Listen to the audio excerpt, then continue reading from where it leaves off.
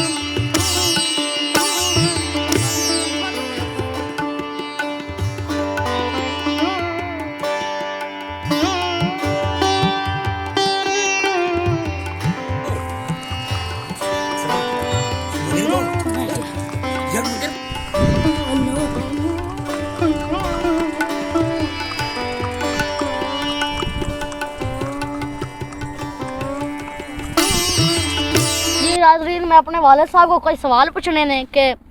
ओदे मुंह कर को जी के आज तो 100 साल या 50 साल पहले केड़ियां सवारियां मशहूर मरूफ सवारियां होंदियां हां जी अज तो पहले जी मशहूर मरूफ सवारियां हाँ गधा खोता इनू बड़ी मशहूर सवारी समझा जाता क्योंकि जो पानी हाँ ना हर घर में पानी नहीं आ पानी दूरों जाके लैने पाते हैं तो जिहदे वास्ते गधड़ा इस्तेमाल किया जाता खोता और खोते की यह भी शान है कि उत्ते नबी करीम सल्लल्लाहु अलैहि वसल्लम ने भी सवारी फरमाई समझ आ गई। और हज़रत इदरीस अलैहिस्सलाम भी खोते की सवारी फरमाई हज़रत ईसा अलैहिस्सलाम ने भी खोते की सवारी समझ आ गई। बाकी रह गया घोड़ा पैगंबरां दी सवारी घोड़ा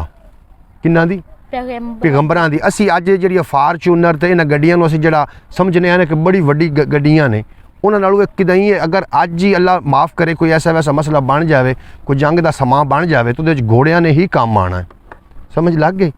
एक एक घोड़े नूं जिहड़ी हुकूमत है वो क्यों मुरबा अलाट कर देंदे ने इस वास्ते कर देंदे ने कि खुदा ना खास्ता कोई इस तरीके का माहौल बने तो सानू घोड़े काम दे सकन। ठीक हो गया। पहले ढग्गियां दे उत्ते हल वावणे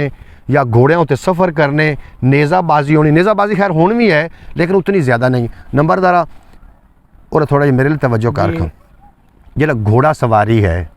घोड़ा सवारी कितनी समझदार सवारी ये बहुत जी समझदार सवारी है इन्हू साईं दी बहुत ज्यादा पहचान है साईं दी बड़ी पहचान होंदी ज्यादा पहचान। अच्छा हुण तेरा घोड़ा तेरे आखे लगदा है जनाब ते नाज़रीन तुहानू उम्मीद है कि अज दा व्लॉग चंगा लगा होएगा कि व्लॉग चंगा लगा होवे ते जनाब तुसी चैनल नू सबसक्राइब करके बैल नोटिफिकेशन नू जरूर प्रेस कर लेना ताकि मुस्तकबिल जितने भी व्लॉग आवन सब तो पहले तुहाडे तक पहुंच जाण। तसव्वुर वाली होर कोई गल पुछनी कि बस करिए बस ते मुड़ नाज़रीन कोई इजाजत लाओ अहीं परां नूं करके